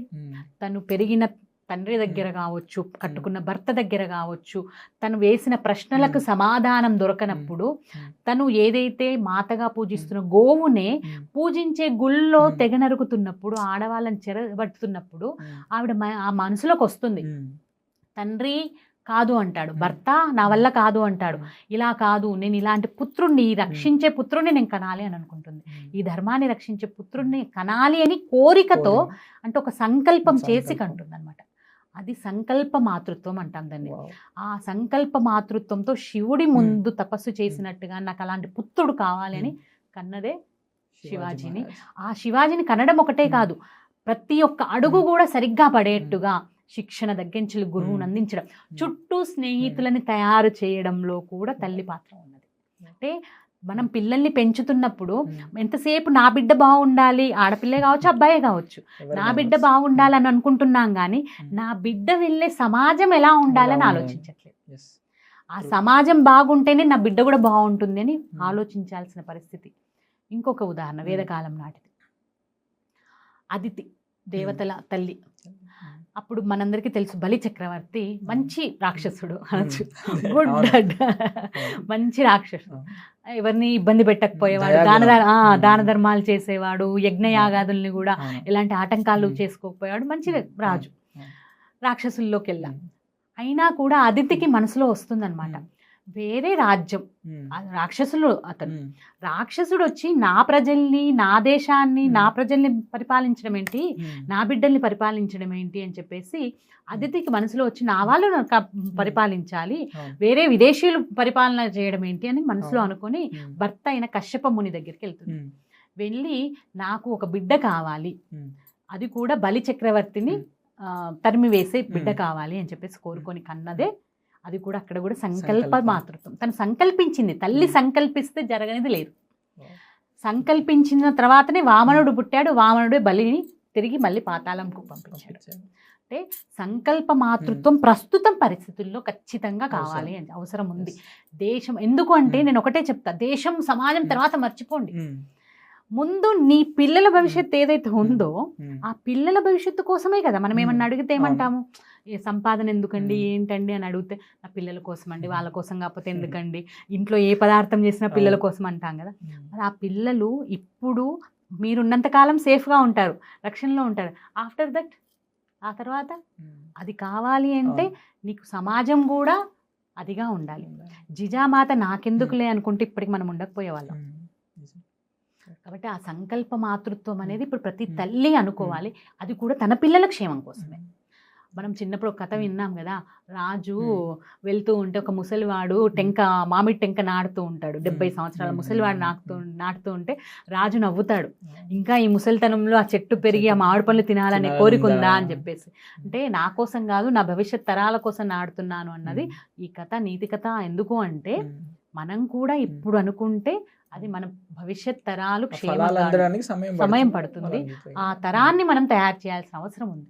కాబట్టి ఇప్పుడు జరుగుతున్న చాలా వాట్లల్లో ఆ సంకల్ప మాతృత్వం, నాకు ఇలాంటి బిడ్డ కావాలి, నేను ఇలాంటి బిడ్డ, కనీసం మంచి పౌరుడిగా, మంచి పౌరురాలిగా నాకు అలాంటి బిడ్డని కావాలి అని చెప్పేసి అనుకుంటే అవుతుంది. సూపర్, చాలా అద్భుతంగా చెప్పారు, మంచి మంచి కథలతో ఉదాహరణలు చెప్పారు, వాస్తవాలు కూడా అవి అనుకుంటే అవుతాయి కూడా. స్త్రీ తలుచుకుంటే కానదండి. ఖచ్చితంగా చాలా మందికి మనకు ఉదాహరణలు, మామూలు తల్లులకు ఉదాహరణలు ఉంటాయి. మామూలు పిల్లల్ని చూసారే ఈ అమ్మాయి నీలానే, ఈ కొడుకు నీలానే బిహేవ్ చేస్తున్నాడు అని అంటూ ఉంటారు, సంతోషం వేస్తుంది. ఆ సంతోషాన్ని మనం ఎప్పుడుగా ఉంచుకోవాలంటే ఆ సంస్కారాలు మనం అందించాలి. అది ఎక్కడి నుంచి వస్తుంది? మాతృదేవోభావం అన్నది ఉట్టిగా పెట్టలేదు, తల్లే మొదటి గురువు. కడుపులో ఉన్న దగ్గర నుంచి నేర్పించాల్సింది. తల్లి అనుకుంటే ఇప్పుడు జరిగేవి ఏవైతే ఉన్నాయో లోటుపాట్లు, డైవర్స్ కావచ్చు, సహజీవనాలు కావచ్చు, లేకపోతే పిల్లలే తల్లిదండ్రులు చంపడాలు కావచ్చు, ఇవన్నీ వస్తున్నదంతా కూడా తల్లులే అని చెప్తాను నేను. ఎందుకంటే మామూలుగా ఒకటి తల్లి మొదటి గురువు, బిహేవియర్ కావచ్చు, మ్మ్. వస్త్రధారణ కావచ్చు, మ్మ్. వేసుకునే డ్రెస్సుల దగ్గర నుంచి మ్మ్. వాళ్ళకి ఎవరు నేర్పిస్తారు? ఒక అవును. టైలర్ దగ్గరికి మొదట ఎవరు తీసుకెళ్ళేది? తల్లినే కదా. తల్లి. టైలర్ దగ్గరికి తీసుకెళ్ళి టైలర్తో ఇగో ఇక్కడ ఇది పెట్టు. ఒక షాప్కి తీసుకెళ్ళినప్పుడు స్లీవ్లెస్ డ్రెస్సులు కానీ ఇట్లాంటివి తీసుకునే, అంటే వస్త్రధారణ మ్మ్. ఫ్యాషనబుల్గా ఉండొద్దు మ్మ్. కాదు, మ్మ్. ఎక్కడి వరకు ఫ్యాషన్గా ఉండాలి? మ్మ్. నిన్ను నువ్వు హద్దుల్లో ఉంచుకొని మ్మ్. నువ్వు బాగా కనబడేది అదే హద్దుల్లో మ్మ్. ఉండాలి. అంతేగాని ఇష్టం వచ్చినట్టు వస్త్రధారణ చేసి నాది లేదు, పెద్దగయ్యాక నా మాటలు వినట్లేరు, ఇలాంటి బట్టలు వేస్తున్నారని బాధించే బదులు తీసుకెళ్లే తల్లి మ్మ్. తన యొక్క ఆచరణ, తన యొక్క అది మార్చుకోవాలి. ఇక్కడ ఇంకొక సంఘటన చెప్తాను. మ్మ్. చెప్పండి అక్క. భీమవరంలో జరిగింది. మ్మ్. ఒక గృహిణి, సాధారణమైన గృహిణి, అంటే మ్మ్. ఒక తల్లి ఆలోచన ఎలా ఉండొచ్చు తన ఆచరణతో మ్మ్. అన్నదానికి ఉదాహరణ. Okay. సాధారణ గృహిణి తన రోజువారి పనులు, పూజలు, పునస్కారాలు ఇలా చేస్తుంది. గుడికి వెళ్ళడం, రావడం ఇంతవరకే తనకి. భర్త తన ఇంటి ముందున్న స్థలంలో మామూలుగా మధ్యతరగతి వాళ్ళకి, లోవర్ క్లాస్ అంటే మామూలుగా కార్మికులకు ఇచ్చుకునేట్టుగా ఇల్లు కట్టిస్తాడు. ఒక 2 రూమ్లు పోర్షన్ లాగా. అట్లా ఒక 10 గృహాలు అట్లా ఉంటాయి. తక్కువ రెంటుకు ఆటో కార్మికులు, లేకపోతే కూలి పని చేసుకునే వాళ్ళు అట్లా దాంట్లో ఉంటూ ఉంటారు. వాళ్ళల్లో గృహిణీలు ఉంటారు కదా. ఈవిడ రోజు తులసి చెట్టుకు నీళ్లు పోయడము, కడపకి పసుపు రాయడము, పండగలప్పుడు ఆమె బొట్టు పెట్టుకొని కాళ్ళకి పసుపు రాసుకొని తోరణాలు కట్టి అవి చీర కట్టుకొని పూజలు, తల్లో పువ్వులు ఇట్లాంటివి ఆమె వ్యవహారము, ప్రసాదాలు చేయడం, రోజు ఉదయం సుప్రభాతం వినడం ఇట్లాంటివి ఉంటాయి కదా. వీటితో అక్కడ ఉన్న ఇండ్లలో ఉన్న మహిళలు బాగా అట్రాక్ట్ అయ్యి ఒకసారి వెళ్తారు. ఆమెను అడుగుతారు, అమ్మ మాకు కూడా ఇవి నేర్పించండి, మేము నేర్చుకుంటాము. అంటే వాళ్ళు ఆల్రెడీ మతం మారి ఉన్న వాళ్ళు, క్రైస్తవు కన్వర్టెడ్ వాళ్ళు. కాబట్టి ఆమె అంటుందన్నమాట, మీ దేవుడు మీకు ఉన్నాడు కదా, దాన్ని వాడుకొని మళ్ళీ ఇది ఎందుకు అవసరం లేదు అంటే, లేదు మాకు నచ్చాయి మీరు చెప్పండి అని చెప్పేసి. అంటే సరే అని చెప్పేసి అలా తనకు తోచింది చెప్పినాక తిరిగి 10 కుటుంబాలను ఆవిడ హిందూ ధర్మంలోకి తీసుకొని వచ్చింది. అంటే తన కట్టు, బొట్టు, మాట తీరు, తన బిహేవియరు, వ్యవహారము అంటాం కదా, ఆచరణ, వ్యవహారము, ఇలా ఒక తల్లి వాటితోనే చేస్తుంది. పిల్లలు మనం అంటూ ఉంటాం, అనుకోకుండా తెలియకుండానే అమ్మ యొక్క ప్రభావం పిల్లల మీద చాలా పడుతుంది. చాలా పట్టడం, అమ్మని అనుసరించడం, అబ్బాయే కావచ్చు అమ్మాయే కావచ్చు. అందుకే అమ్మ మొదటి గురువు అయింది. ఆ మొదటి గురువే మనమే పోనీలే అని లూజ్గా ఇస్తే అలానే ఉంటుంది. సమాజం మారుతుంది. సమాజం మారిపోయింది అంటే కాదు కదా. నేను ఒక ఉదాహరణ చెప్తూ ఉంటా. మన ఇల్లు శుభ్రంగా ఉంది, చాలా బాగుంది, అగరబత్తులు వెలిగించుకున్నాం, ధూపం వేసాం, అన్నీ వేసాం, సువాసనలు వెదజల్లుతుంది. కానీ ఇంటి ముందు చెత్త బుట్ట ఉంది, చెత్త తీసుకెళ్ళి అక్కడ వేసేస్తే అప్పుడు మీ ఇంటికి వచ్చే వాళ్ళు ఏమంటారు? ముక్కు మూసుకొని వస్తారు. అంటే నీళ్ళు ఒక్కటే శుభ్రం ఉండడం కాదు, చుట్టూ పరిసరం కూడా శుభ్రంగా ఉంచుకోవాలి. ఇంటి ముందు కల్లాపి చేయాలి, ముగ్గేసుకోవాలి, ఇంటి చెత్తనంతా తీసుకెళ్ళి మున్సిపాలిటీ చెత్తలో వేయాలి. ఇది కూడా ఆ ఇంటి గృహిణి బాధ్యత. అంటే నీ ఇల్లు ఒకటే కాదు, సమాజం. ఇది మర్చిపోయింది సమాజం. ఆ మర్చిపోయిన సమాజం. ఇంతకుముందు ఒక కాలనీ వ్యవస్థ ఉన్నప్పుడు కాలనీలో ఎంతమంది ఇండ్లు ఉన్నా కూడా ఆ అక్కనో, ఆ వదిన్నో, ఆ అమ్మకో ఎవరికో బాగాలేదు అంటే వంట చేసుకుంటున్నప్పుడు అయ్యో ఆ వదినకి జ్వరం వచ్చింది పలకరించేది. ప్లస్ వంట చేస్తున్నప్పుడు కూడా అయ్యో జ్వరం వచ్చింది, ఆ ఇంట్లో తిన్నారో లేదో అని చెప్పేసి 2 వేసి తీసుకెళ్లి పిల్లలకి ఇచ్చి పంపించేది తల్లి. అప్పుడు వీళ్ళకి తెలిసేది, వాళ్ళకి తెలిసేది. ఆ ఆలోచన. ఇప్పటి తల్లులు ఎలా ఉన్నారు? తలుపులు పెట్టుకోవడం, ఏదైనా ప్రత్యేకమైన వంట వేస్తే కూడా నువ్వే తినేసేయి, ఎవరికి పెట్టకు. సమాజంలో పంచుకునే తత్వాన్ని తల్లి లేదు, ఎవరిని పంపించట్లేదు, ఎక్కడికి పంపించట్లేదు, అన్నీ ఆన్లైన్లో దొరుకుతున్నాయి. అంటే బ్లింకిట్లో కొట్టేస్తున్నారు, తెప్పించేస్తున్నారు నిమిషాల్లో. అసలు పక్కవాడికి వెళ్ళి అడిగే అవసరం లేదు. సో మనుషులతో కమ్యూనికేషన్ ఎక్కడ ఉంది? సూపర్ అక్క, చాలా అద్భుతంగా చెప్పారు. ఇంకొకటి, మీరు మహిళ పాత్ర ఎంత ఉందో, తల్లి పాత్ర ఎంత ఉందో, అదేవిధంగా ఆత్మరక్షణ విషయంలోకి వస్తే కూడా ప్రస్తుత సమాజంలో ఎస్పెషల్లీ ఉమెన్ పైన అన్య మతస్థులు చేసే దాడులు కూడా చాలా రకాలు ఉన్నాయి. ఇప్పుడు చెప్పాలంటే లవ్ జిహాద్ కానివ్వండి, లేకపోతే ఇంకా వేరే వేరే రకాల్లో కూడా చాలా రకాల దాడులు జరుగుతున్నాయి. సో వాళ్ళని కూడా ఆత్మరక్షణ అంటే వాళ్ళకి తెలియట్లేదు. ఫస్ట్ ఆఫ్ ఆల్ వాళ్ళు తెలియకుండా ట్రాప్లో పడుతున్నారు. పడ్డా కూడా నేను చూసిన చాలా కేసులు ఉన్నాయి అక్క. ఎస్పెషల్లీ మేము పర్టికులర్ వెళ్ళి చూసిన కేసెస్ కూడా చాలా ఉన్నాయి. ఎట్లా అంటే వాళ్ళు వినరు, ఆబ్వియస్లీ వినరు. తర్వాత రిటర్న్ మళ్ళీ మేము తిరిగి వస్తాము అని చెప్పేసి వాళ్ళు కొట్టడాలు, వాళ్ళు చంపడానికి, లేకపోతే వాళ్ళు అరబ్లకు అంటే అరబ్స్కి పంపడం, అమ్మేస్తామని చెప్పడం, లేకపోతే వాళ్ళు డబ్బులు తీసుకున్న తర్వాత ఇంకా వేరే వాళ్ళని పెళ్లి చేసుకోవడాలు, ఇట్లా చాలా జరిగాయి. మీరు ఎస్పెషల్లీ మీకు చెప్పాల్సిన అవసరం కూడా లేదు. సో ఇట్లాంటి సిచ్యువేషన్స్లో మహిళలకి మీరు చెప్పే సందేశం ఏంటి? ఇది కూడా నేను చాలా కేసులు చూసాను. ఒక కేసు నా దగ్గరకు వచ్చింది. ఏంటి తెలుసా, నవ్వు వస్తుంది, అది ఏడ్చేది కూడా కాదు. తల్లే ఫోన్ చేసింది. నేను విశాఖపట్నంలో ఉన్నప్పుడు ఫోన్ చేసి, మా అమ్మాయి ముస్లిం అతన్ని పెళ్లి చేసుకుంది, మీరు ఒక హెల్ప్ చేయాలి. ఏమైందమ్మా, లవ్ జిహాదా అని అడిగితే, కాదు కాదు, అతను వాళ్ళ అమ్మ వాళ్ళ దగ్గర ఉన్నప్పుడు కొడుతుంటాడు, విడిగా ఉంటే బాగానే ఉంటాడు, వాళ్ళని వేరు తీసుకొని రావాలి, మీరు ఆ హెల్ప్ చేయండి అని చెప్పేసి అనమాట. తల్లులు ప్రోత్సహిస్తున్నారా అర్థం కావట్లేరు, అది చేస్తున్నా అర్థం కావట్లేదు. ఒకటి మళ్ళీ తల్లి దగ్గరికే వస్తున్నాను అనుకోవద్దు. తల్లి, నేను ఒకటి రెండు ఉదాహరణలు చెప్తాను. ఎలా ఉంది అంటే, ఒక ఊరి పేరు అవన్నీ నేనేం తీసుకోను, కానీ ఇద్దరు భార్యాభర్తలు సంపాదించేవాళ్ళు మామూలుగా ఇంట్లో మహిళలు చిన్న చిన్న నగలు అవన్నీ పెట్టుకుంటారు కదా. ఆ పెట్టుకున్న క్రమంలో ఇంట్లోంచి ఒకటి రెండు పోతూ ఉంటే తల్లి ఒకసారి గమనించి పోలీస్ కంప్లైంట్ ఇచ్చింది. పని వాళ్ళు తీశారేమో. 9వ తరగతి చదువుతున్న అబ్బాయి ఎత్తుకెళ్ళి స్టార్ బక్స్లో పిజ్జా కార్నర్లో 1000 రూపాయలకి పిజ్జా తినడము, స్టార్ బక్స్లో కాఫీ తాగడం, ఇట్లాంటివి అనమాట. ఇట్లా తల్లి గమనించకపోతే ఇంకెందుకు. లవ్ జిహాద్ కూడా చాలా జాగ్రత్తగా ఉండాలి. ఎందుకంటే మేము కూడా చూసిన కేసులు ఉన్నాయి. తీసుకెళ్లి దింపేసి వచ్చినాక కూడా తిరిగి మళ్ళీ వాడికి ఆల్రెడీ పెళ్ళయింది, 10వ తరగతి చదివే పిల్లలు ఉన్నారని ఆ అమ్మాయి కళ్ళతో చూసిన దాంట్లో మళ్ళీ కొన్ని రోజులకే ఆ అమ్మాయి వచ్చేసింది, నేను వాడిని పెళ్లి చేసుకుంటాను. అంటే ఎక్కడుంది లోపము అంటే, నేను ఒకటే చెప్తా, చిన్నప్పటి నుండి వాళ్ళకి చెప్పకపోవడము. నేను ఒక ఊరికి వెళ్ళా, అనంతపూర్లో ఒక ఊరు. ఆ ఊరికి వెళ్ళినప్పుడు ఆ ఊర్లో మేము ఇలానే కూర్చోబెట్టేసి లవ్ జిహాద్ గురించి ఎలా అవుతున్నాయి, ఎలా అటాక్ చేస్తారు ఇవన్నీ చెప్తున్నప్పుడు ఆ మహిళలందరూ, మాకు ఈ విషయం మా ఇళ్లలోంచి 3 అమ్మాయిలు లవ్ జిహాద్ గురయ్యాక మాకు తెలిసింది ఈ విషయము, మాకు ముందు తెలియలేదు. రోజు సోషల్ మీడియాలో వస్తున్నాయి. సోషల్ మీడియాలో ఫుడ్ గురించి చూస్తారు, ఫ్యాషన్ గురించి చూస్తారు, బట్టల గురించి చూస్తారు, వీటన్నిటి గురించి చూస్తారు. మరి ఇలాంటి వాటి మీద ఎందుకు ఉండదు దృష్టి? ఎప్పటికప్పుడు వార్తలు ఎందుకు చూడరు? ఇది ఆలోచించాలి. ప్లస్ ఈ మధ్యకాలంలో సోషల్ మీడియా ప్రభావం ఎక్కువైపోయి ఇన్స్టాగ్రామ్లలో ఫ్రెండ్షిప్ చేసేసి వాటిలలో మోసపోతున్నప్పుడు అన్నింటికి టైం ఉంటుంది. సినిమాకి తీసుకెళ్ళడానికి టైం ఉంటుంది, కానీ కూతురు బాధలో ఉందా, తను ఇలాంటి స్థితిలో ఉంది, తన చర్య ఏంటి అంటే, తన యొక్క అంటే తల్లి కాకపోతే ఎవరు ఏంటి అన్నది తల్లి కాకపోతే ఎవరు గుర్తిస్తారు? ఆ తల్లి గుర్తించి ఒక కంట కనిపెడితేనే కదా అది చేసేది. కాబట్టి లవ్ జిహాద్ అన్నది చాలా ప్రమాదకరమైనది. వెళ్ళితే మళ్ళీ రావట్లేరు. కొన్ని రోజుకి నిజంగా హైదరాబాద్ లాంటి నగరాలలో కొన్ని వేల మంది మాయమవుతున్నారు. కొన్ని మిస్సింగ్ కేసులు, లవ్ జిహాద్ లాంటి కేసుల గురించి చూస్తూ ఉంటే ఎప్పుడు శవమై వస్తున్నారో తెలియదు. సహజీవనం అక్కడ హాస్టల్లో. ఇంకొక ఉదాహరణ చెప్తాను, ఇక్కడ చెప్పాలి. బెంగళూరు లాంటి నగరంలో మా ఫ్రెండ్ కూతురు చదువుతుంటుంది. ఆ అమ్మాయి క్లాస్మేట్. మనం అందరం అనుకుంటుంటాం, ఒక్క తల్లి నేను తప్పు పట్టట్లేదు ఇక్కడ.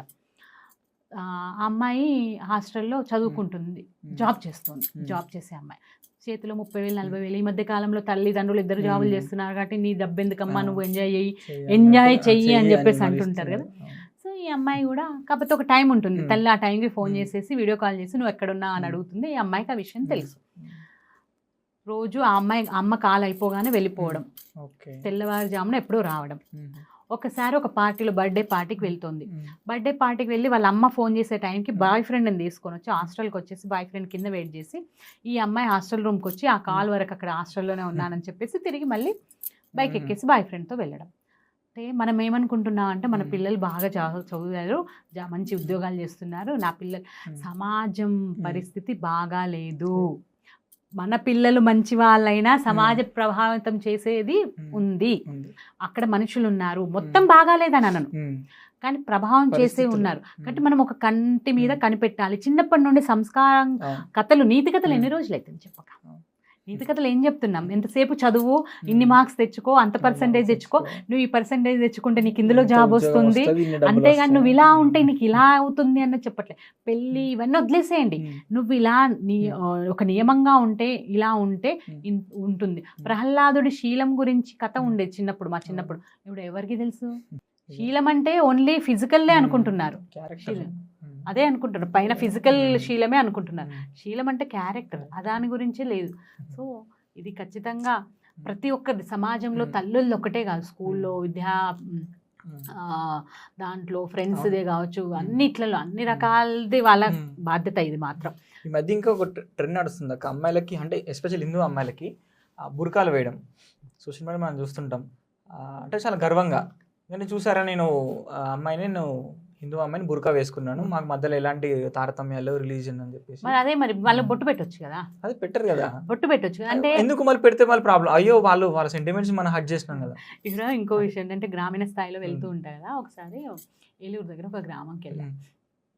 ఒక 50 ఏళ్ళ వాళ్ళు ఉంటారేమో, కూర్చున్నారు ఒక గుళ్ళో కూర్చున్నారు. మామూలుగా మాట్లాడుతూ వాళ్ళు ఏదో పిచ్చాపాటి మాట్లాడుతూ, అమ్మ మేము కార్తీక మాసంలో తర్వాత వాటిలలో దసరాలలో మైక్ పెట్టేసుకుంటుంటే పెట్టుకొని ఇవ్వట్లేరు, గొడవ పడుతున్నారు, డిస్టర్బెన్స్ వస్తున్నారు అని అన్నాక, ఎవరండి వాళ్ళు అంటే, ఒకప్పుడు మా బంధువులే వాళ్ళు అందులో మారారు, కన్వర్ట్ అయ్యారు అని.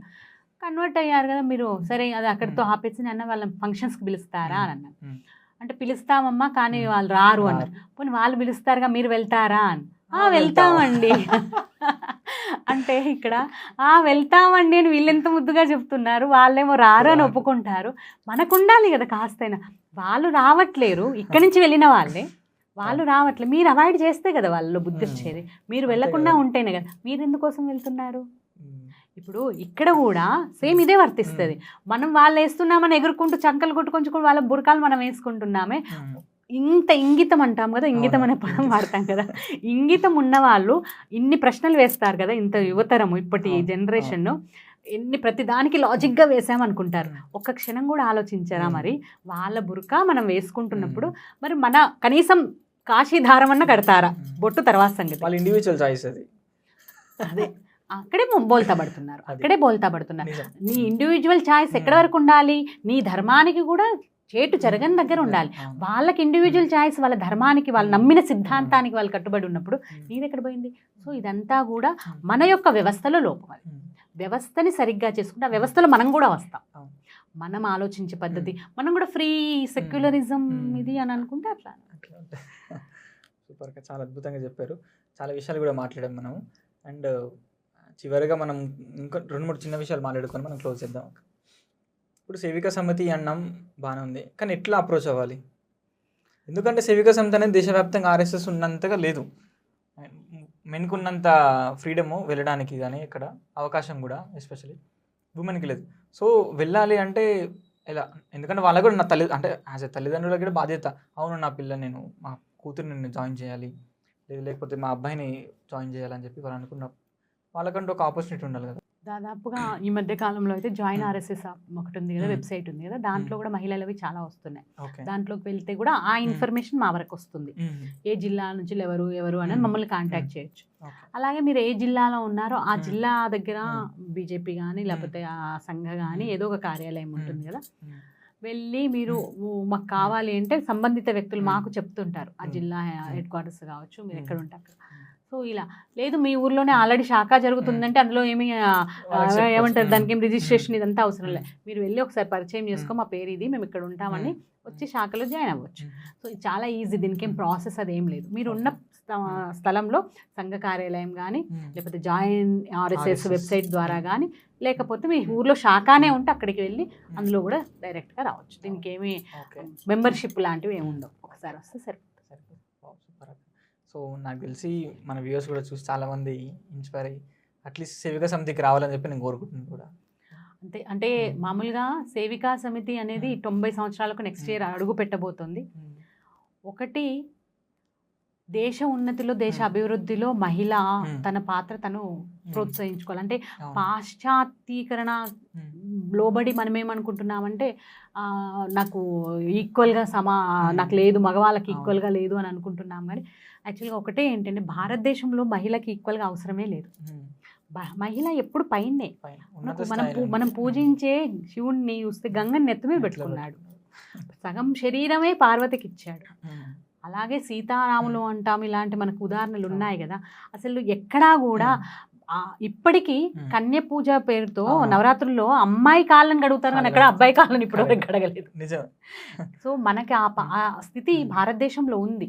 కాబట్టి భారతదేశంలో ఉన్న ఆ స్థితిని మనల్ని వేరే వాళ్ళతో పోల్చుకొని అంటారు పులిని చూసి నక్క మాతలు పెట్టుకుందన, అసలు ఏమీ తెలియని దగ్గర నుంచి వెళ్ళి మనం నేర్చుకోవడం ఏంటో నాకు ఇప్పటికీ అర్థం కాదు. ప్రాబ్లం ఏంటంటే మీరు ఫస్ట్ అడ్రస్ చేసినట్టు ఈ కొలోనియల్ మెంటాలిటీ అనేది పోకపోవడమే మెయిన్ కారణం అక్క. ఈ విద్యా వ్యవస్థ మారడము ప్లస్ సమాజం కూడా అరే తెలుసుకోవాలి, నిజంగా భారతదేశంలో ఇంత పెద్ద చరిత్ర ఉంది అంటారు కదా, అసలు ఒకసారి వెళ్ళి చూద్దాం ఏముంది, చదువుదాము అని అనుకోరు.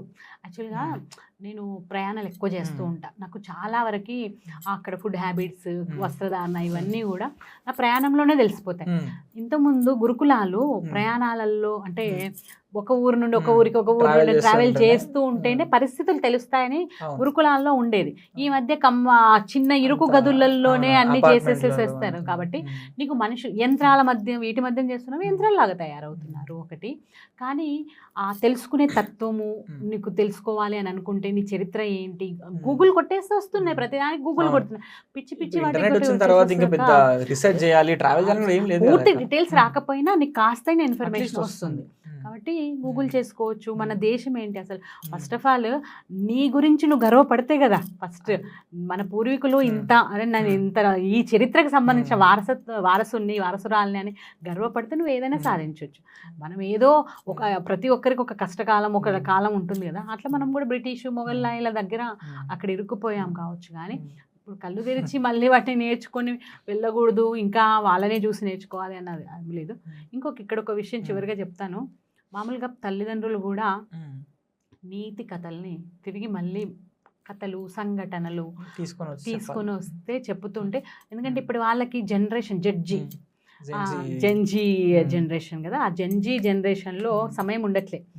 ఇంతకుముందు 10 నిమిషాల వీడియో చూసేవాళ్ళు ఇప్పుడు 2 minutes రీల్ 1.5 minute కూడా చూస్తున్నారు. సో చిన్న చిన్న సంఘటనల్ని కథల్ని చేస్తే మాత్రం ఖచ్చితంగా వింటూ ఉంటే రిపీటెడ్గా వింటూ ఉంటే ఖచ్చితంగా వాటి మీద ప్రభావం అంటే తప్పటడుగు వేయకుండా ఉండడానికి మనము అవకాశం ఇచ్చినట్టు ఉంటుంది. మీరు ఇన్ని విషయాలు చెప్పిన తర్వాత నాకు ఒక సెటరికల్ ఒకటి అనాలనిపిస్తుంది అక్క. మహిళల్లో ధర్మం గురించి మాట్లాడే వాళ్ళు ఉన్నారా? ఎందుకంటే జనరల్గా అంటే మీరు చెప్తున్నారు మీలాంటి వాళ్ళు రాష్ట్రీయ స్వయం సేవికా సమితిలో 100 మంది ఉంటారు, ఎందుకంటే వక్తలుగా ఉంటుంటారు. వాళ్ళు ఎవరు సోషల్ మీడియాలోకి రారు. నేటి సమాజంలో మహిళలు బయటకు వచ్చి మాట్లాడాలన్నా అరే దేశం గురించి మాట్లాడాలా, ధర్మం గురించి మాట్లాడితే ఎవరేమనుకుంటారు, కట్టుబాట్ల గురించి ట్రెడిషన్స్ గురించి మాట్లాడితే, కల్చర్ గురించి మాట్లాడితే నన్ను తక్కువ చూపు చూస్తారేమో అనే ఒక కల్చర్ ఇది 100% ఉంది అక్కడ. అంటే నెగ్లిజిబుల్ కొంతమంది పక్కకు పెట్టేస్తాం, ఒక 10-20 మంది ఉంటుండొచ్చు. వాళ్ళు మిగతా వాళ్ళు పక్కకు పెడితే వాళ్ళు కల్చర్లీ వాళ్ళు మాట్లాడాలని వాళ్ళు లోపల ఉన్నా కూడా బయటికి రాని మాట్లాడడానికి. మిమ్మల్ని రెగ్యులర్ చూస్తున్నారు యూట్యూబ్లో కానీ ఫేస్బుక్లో కూడా చిన్న చిన్న కథల్లాగా మీరు పెడతా ఉంటారు. చిన్న చిన్న కథలు చెప్పి నీతి కథల ద్వారా మీరు చెప్పడము చేస్తుంటారు. సో అంటే ఎందుకన్నా సెటరికల్గా అంటే అదే జెన్జీ కల్చర్ మీరు అన్నారు కాబట్టి ఇందాక వాళ్ళు మాట్లాడాలంటే చెప్పాలంటే సినిమాలు టాపిక్ తీసుకురావడము లేకపోతే ఇంకేదో మాట్లాడుతుంటారు తప్ప కల్చర్ గురించి మాట్లాడడం అని లేదు. సో మీ ద్వారా ఎందుకంటే ఒక పురుషుడిగా నేను చెప్తే వాళ్ళు ఏమనుకుంటారంటే వీడికి ఏం తెలుసు అంటారు. సో మీలాంటి వాళ్ళు లైవ్ ఎగ్జాంపుల్ ఉన్నారు. సో మీలాంటి వాళ్ళు ఏ విధంగా సోషల్ మీడియాలో ముందుకెళ్ళి మీరు చెప్తున్నారు, వాళ్ళని ఏ విధంగా మీరు ముందుకు వచ్చి మాట్లాడాలి, ధర్మం గురించి దేశం గురించి చెప్పాలని చెప్పేసి మీరు అనుకుంటారు అనేది మా వ్యూవర్స్కి ఒకసారి చెప్పండి నాకు. మామూలుగా నిన్న ఒక మీటింగ్లో మహిళలకు సంబంధించిన మీటింగ్లోనే మాట్లాడాము. ఎలా ఉండాలి, ఒక మహిళ ఎలా ఉండాలి, కుటుంబ ప్రబోధన అంటే కుటుంబం గురించి, కుటుంబ విలువల గురించి చెప్తూ మహిళ యొక్క ఇది చెప్తూ ఉన్నప్పుడు అదంతా అయిపోయినాక కొద్దిమంది మహిళలు వచ్చారు. బాగా చెప్పారు, మీరు చాలా బాగా చెప్పారు. అందరికీ మామూలుగానే మహిళ అంటేనే చాటర్ బాక్స్ అనుకోవచ్చు. అసలు మహిళ దగ్గర అంశమే ఉండదు, ఇలా మాట్లాడలేని అంశమే ఉండదు, అన్నీ మాట్లాడుతుంది. అక్కడి నుంచి ఇక్కడి వరకు కూడా మాట్లాడుతూ ఉంటుంది. అయితే నేను దీని గురించి ఒక జోక్ చెప్తా. ఒక విదేశీయుడు మన దేశంకి పర్యాటకుడిగా వచ్చాట. పర్యాటకుడిగా వచ్చినాక ఈ మధ్య కాలంలో ఇక్కడ చదివాను నేను. పర్యాటకుడిగా వచ్చాక అతను చేసిన కామెంట్ ఏంటంటే భారతదేశంలో ప్రతి ఒక్కరికి ప్రతి అంశము తెలుసు. అంటే రాజకీయం గురించి తెలుసు, ప్రస్తుత బయట విదేశాల్లో జరిగే సమస్యలు తెలుసు, ఉక్రెయిన్ రష్యా సంబంధం వాటి గురించి తెలుసు, ఇక్కడ జరిగేవి తెలుసు, అవన్నీ తెలుసు. అంటే చదువుకోని వాళ్ళైనా కూడా అందులో మహిళలకి వాక్చాతుర్యం ఎక్కువ. ఈ వాక్చాతుర్యాన్ని అందరూ నేను అదే చెప్తూ ఉంటా, సోషల్ మీడియా ద్వారానే రావాల్సిన అవసరం లేదు, రోడ్లు ఎక్కాల్సిన అవసరమే లేదు, అందరూ కూడా ర్యాలీలు చేసి ధర్నాలు చేయాల్సిన అవసరం కూడా లేదు.